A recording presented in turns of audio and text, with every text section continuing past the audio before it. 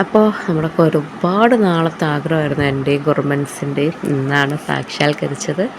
നമ്മൾ കുട്ടിക്കുറുമ്പൻ ഭയങ്കര ആക്റ്റീവായിരുന്നു. ഇങ്ങനെ വെള്ളത്തിലിറങ്ങാൻ പറ്റുന്നത് ഇതാദ്യമായിട്ടാണ്. അങ്ങനെ വാപ്പച്ചി എവിടെയും പോവരുത്, കൈ പിടിച്ചോടോ എന്നൊക്കെ പറഞ്ഞത് ആര് കേൾക്കാനാണ്. നല്ല ആളുണ്ടായിരുന്നു കേട്ടോ. ഞായറാഴ്ച തന്നെ നല്ല തിരക്കുണ്ടായിരുന്നു. നമ്മൾ കുറേ നേരം ഒരു 1.5 മണിക്കൂർ സ്പെൻഡ് ചെയ്തു കേട്ടോ അവിടെ.